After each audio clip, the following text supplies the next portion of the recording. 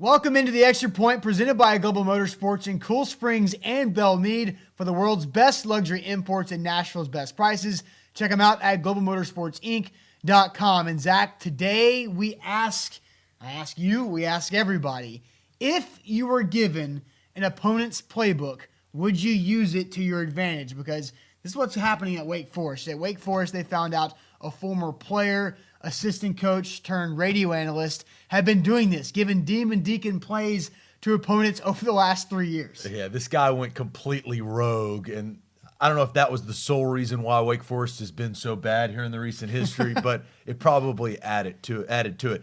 Personally, for me, if I am given plays, I use them. Look, it's a competitive advantage, all right? If somebody, especially on the opponent's side, is going to give me a game plan, hell yeah, I'm going to look at it. And you know what? If they run the plays, I'm going to stop them.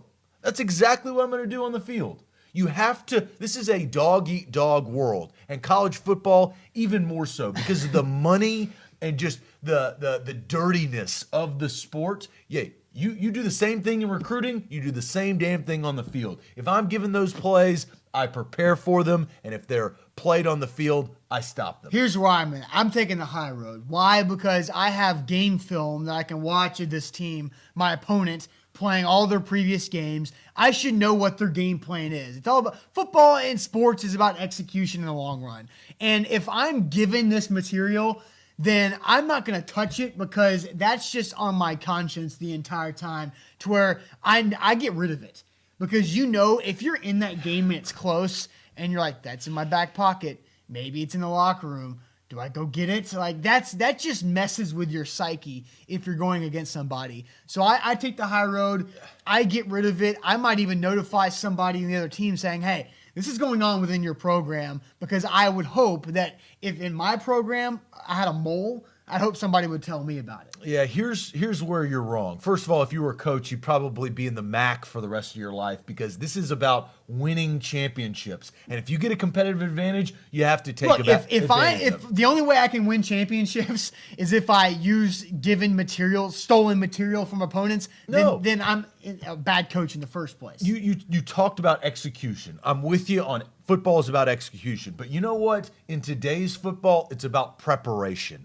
Are you prepared? A lot of guys win games because they've got it above the shoulders. So if you have that competitive advantage, you're winning games, the university's happy, you're filling your pockets because you're winning. That's how I would approach it. And you know what? Louisville had those plays. How do you know that they didn't look at them?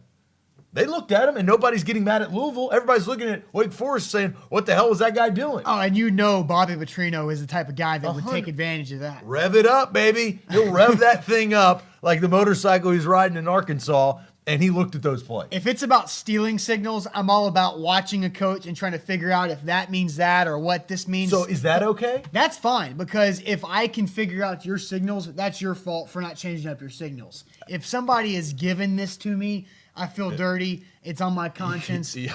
I'm getting rid of that. You got a roller coaster of a conscience if that's the case. All right, that's today's Extra Points presented by Global Motorsports on A to Z Sports Nashville.com.